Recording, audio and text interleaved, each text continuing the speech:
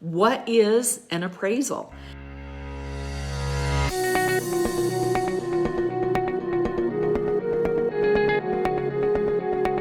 So an appraisal is essentially an opinion of value. The purpose of an appraisal is there's lots of different reasons that people want an appraisal. Most common, and the one that we're going to talk about, is for a residential sale transaction. How is an appraisal done? There's three common types of appraisals. There is the income capitalization approach. This one is mostly just used for income property. So they're going to look at the income on an investment property and derive a value based on not just the real property, but actually what that income is bringing in. The second one is the cost approach. This one is helpful for new construction. Not really useful on older homes. And this one takes sort of the cost of the materials, the cost of the land, puts it together, subtracts out any depreciation, and then comes up with, okay, if you were going to replace this particular property, how much would it cost to do this again? Including the land, including the materials and everything that goes into it. The most common appraisal that you're going to see in our market is the sales comparison approach. So this is where the appraiser, you've heard the term comps, okay? So the appraiser goes out and gets a bunch of data and tries to fit the subject property, the one that's being appraised, with the comparable properties and make some adjustments. You know, does the subject property have a fireplace and maybe the comparable properties don't? Does the subject property have laminate countertops and maybe the comparable properties have granite countertops? So those adjustments are made and the appraiser is tasked with coming up with an opinion of value. Who gets this opinion of value? Who cares? Well, it's interesting because I've actually been asked in the last few weeks by buyers and sellers, should I get an appraisal? And the answer is sure, you can get one if you wish to. You can go out and hire an appraiser and have an appraisal done. If you're a seller, you can have that done prior to putting your home on the market. If you're a buyer and you're wondering what you should offer on a home, you absolutely can go pay for an appraisal. The appraisers have access to the same information that realtors do. Okay, so we're all looking at the same MLS. So probably your agent can get you the same information that an appraiser can. And the reason that I'm a little cautious about recommending an appraisal up front is because you can't use that in the sale.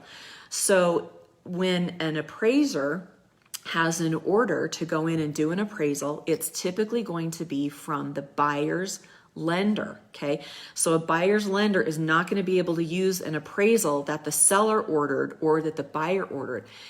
The lender is the client, and the lender is the one that has to make that first contact with the appraiser in order for that appraisal to be used in that particular real estate transaction. Another question that I am asked frequently is, do I need to have an appraisal and an inspection?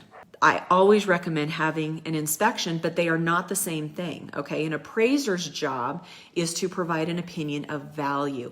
They're typically working for the lender to make sure that the sales price that the seller and the buyer have agreed upon reflects market value.